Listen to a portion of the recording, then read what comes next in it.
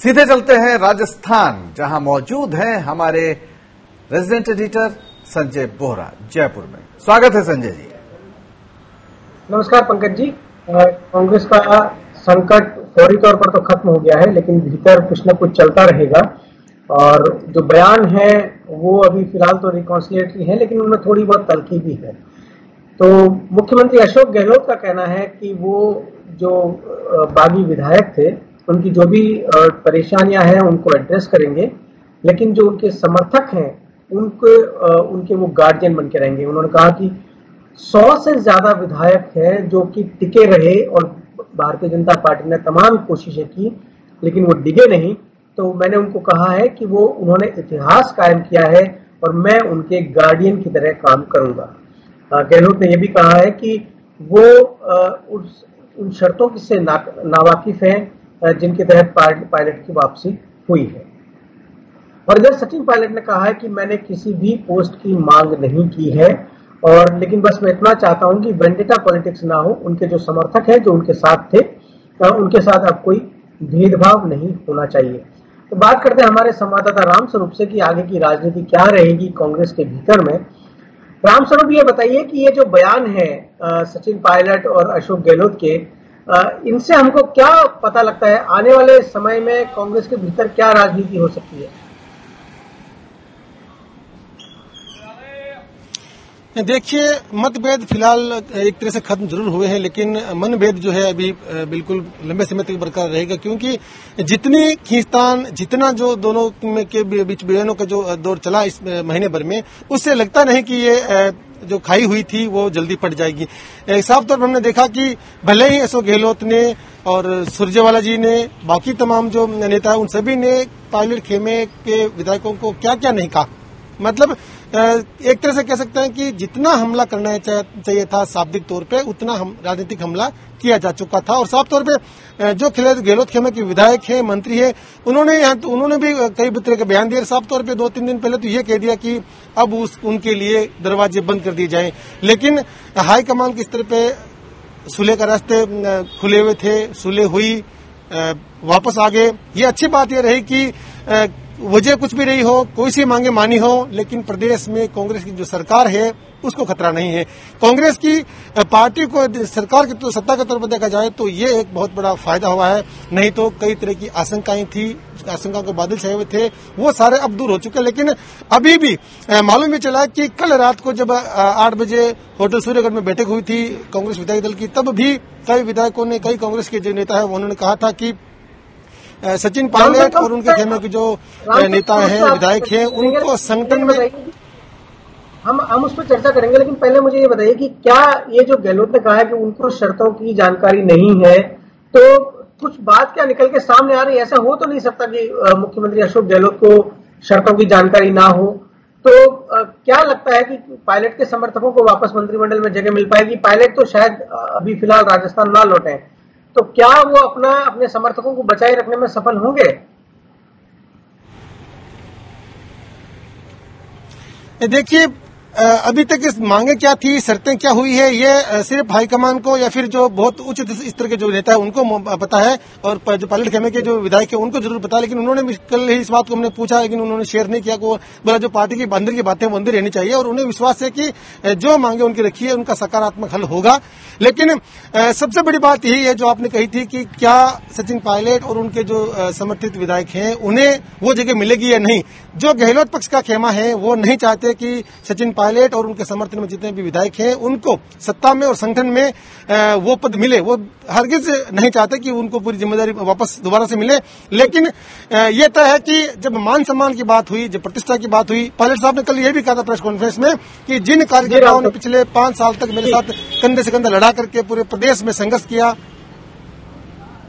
जी, तो रामस्वरूप अब हमारे साथ बने रहिए। हम आगे की खबरों पे भी हम 1-2 खबरों पे आपसे चर्चा करेंगे।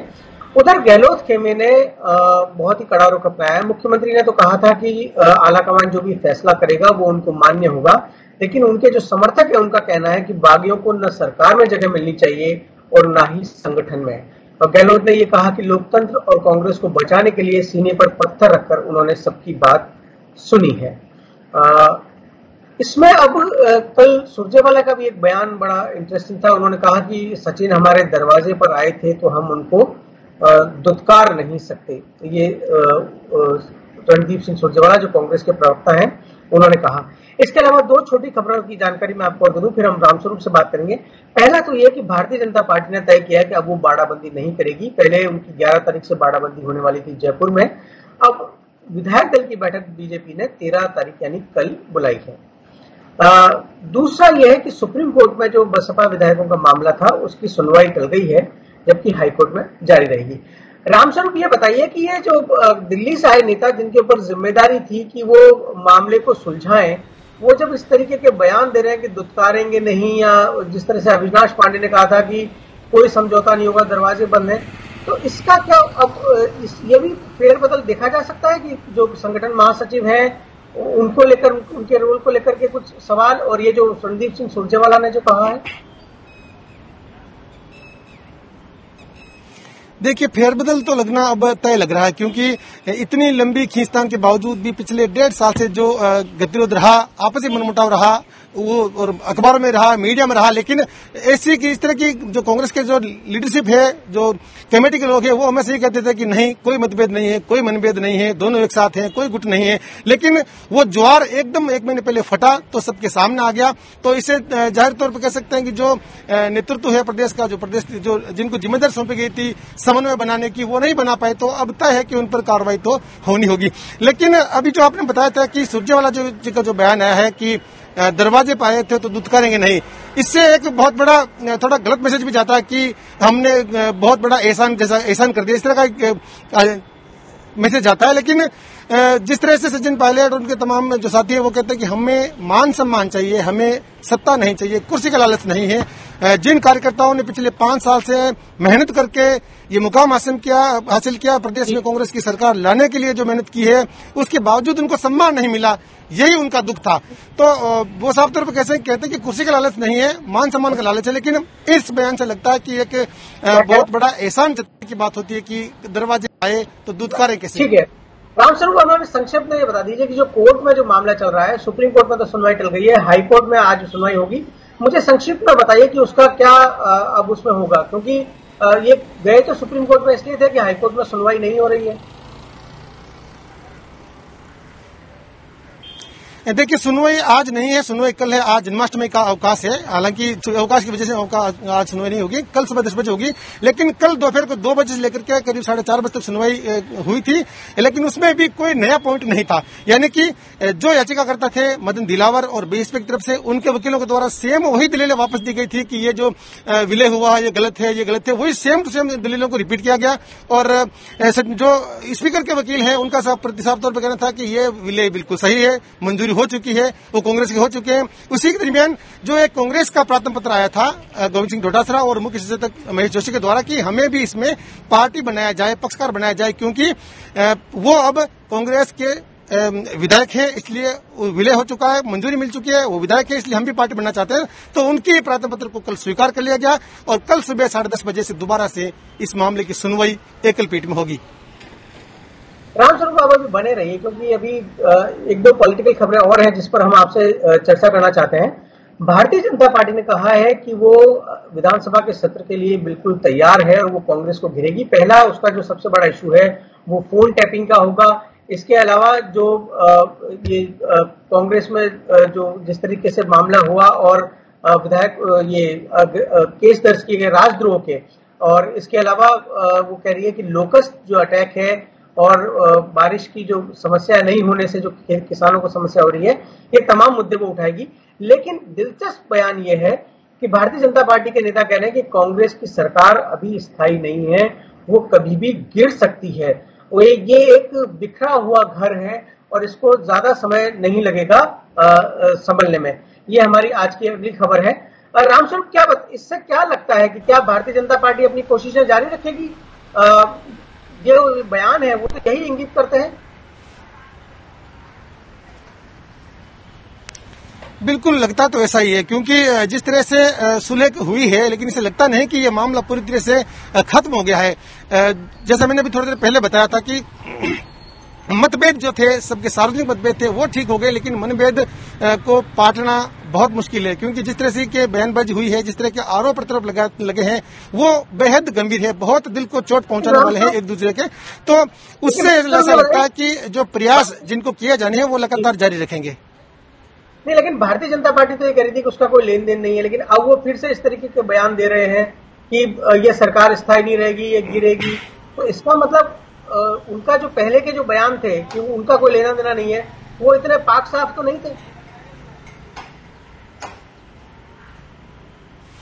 बिल्कुल, आज अब जो बयान आ रहे हैं उससे लगता नहीं कि वो पाक साफ है। कुछ इशारे, कुछ रणनीति जरूर थी, हालांकि कभी खुलकर के किसी भी सवाल के जवाब में वो ऐसा नहीं कहा था, लेकिन पर्दे के पीछे रणनीति क्या है ये हमको नहीं पता। लेकिन मुख्यमंत्री अशोक गहलोत ने साफ तौर पर कई बार कहा था कि कौन कौन नेता किस किस लेवल पे किस तरह की रणनीति और षड्यंत्र रच रहे हैं, उनका उन्हें पूरा पता है। इसीलिए उन्होंने पिछले दिनों में दो केंद्रीय वो बड़े नेताओं के नाम भी लिए थे, पीयूष गोयल के, धर्मेंद्र प्रधान के। उन्होंने कहा कि मुझे हर एक नेता का पता है, वो क्या कर रहा है, किस तरह का षड्यंत्र रच रहा है, एक उनके पास हिसाब है। तो ये साफ तौर पर कह सकते हैं कि जब अशोक गहलोत राजनीति के जादूगर, उनके पास कोई खबर है, कोई सूत्र है, उन्हें कोई बात कहिए तो उनके मायने बड़े गहरे होते हैं।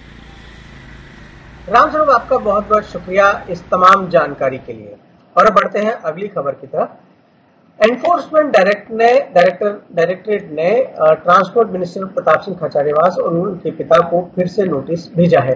तो केंद्रीय जांच एजेंसियां जो उनके ऊपर आरोप लग रहा था कि वो गहलोत समर्थकों पर लगातार कार्रवाई कर रही हैं, वो अभी भी जारी है। प्रताप सिंह खाचरियावास काफी मुखर थे गहलोत के समर्थन में, और अब ये दोनों नोटिस जो है वो सोमवार को दिए गए और उनको प्रताप सिंह खाचरियावास और उनके पिता लक्ष्मण सिंह शेखावत को नई दिल्ली बुलाया गया। लेकिन जब वो नहीं पहुंचे तो मंगलवार को एक और नोटिस जारी कर अब बुधवार को बुलाया, यानी आज। लेकिन आज भी छुट्टी है जन्माष्टमी की और अभी हमें नहीं पता है कि प्रताप सिंह खाचरियावास और उनके पिता वहां गए हैं। पिछले दिनों ईडी ने सीएम के भाई अग्रसेन गहलोत पर भी कार्रवाई की थी। प्रताप सिंह खाचरियावास ने कहा है कि बीजेपी कैसे कैसे हथकंडों पर आ गई है। इस लड़ाई में उनके 80 वर्षीय पिता तक को प्रताड़ित किया जा रहा है। आपको हम बता दें कि प्रताप सिंह खाचरियावास के जो पिता हैं वो पूर्व उपराष्ट्रपति और भारतीय जनता पार्टी के जो नेता थे, मुख्यमंत्री रहे राजस्थान के भैरव सिंह शेखावत, उनके छोटे भाई हैं। और प्रताप सिंह खाचरियावास का कहना है कि भारतीय जनता पार्टी की सरकार ने इस बात का भी लिहाज नहीं किया। तो ये मामला अभी थमा नहीं है। गहलोत समर्थकों को लगातार ये नोटिस मिलते रहेंगे, इस बात के लिए कोई संदेह नहीं होना चाहिए। और अब हम लेते हैं अगली खबर। राष्ट्रीय लोकतांत्रिक पार्टी के जो सांसद है हनुमान बेनीवाल, उनके ऊपर नवंबर में एक हमला हुआ था और उस हमले के बाद उन्होंने मामले को संसद की विशेषाधिकार हनन समिति के समक्ष रखा था।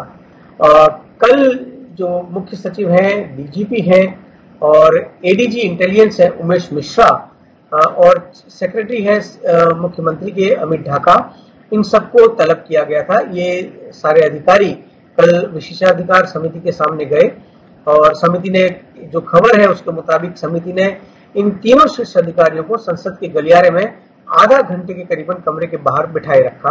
और उसके बाद जब ये दूसरी बार तलब किए गए थे तो इनको रिपोर्ट दर्ज नहीं करने को लेकर के कड़ी फटकार लगाई गई थी। इसमें खबर के मुताबिक डीजीपी ने गलती मानी है और आश्वासन दिया है कि सप्ताह भर में हमले की नामजद एफआईआर दर्ज कर ली जाएगी। विशेषाधिकार हनन के इस मामले में पूर्व सचिव मुख्य सचिव डीबी गुप्ता भी अवमानना के दायरे में है। वैसे ये मामला हरीश चौधरी जो है राजस्व मंत्री, उनके ऊपर आरोप लगाया गया था और हरीश चौधरी ने हालांकि हनुमान बेनीवाल पर आरोप लगाया था कि उन्होंने उकसाने वाले बयान दिए गए थे और काफी असंसदीय भाषा का प्रयोग हरीश चौधरी के खिलाफ किया था अपनी प्रेस कॉन्फ्रेंस में। तो ये थी आज की सुर्खियां राजस्थान के अखबारों में। आप बने रहिए स्वराज एक्सप्रेस के साथ आगे की खबरों के लिए।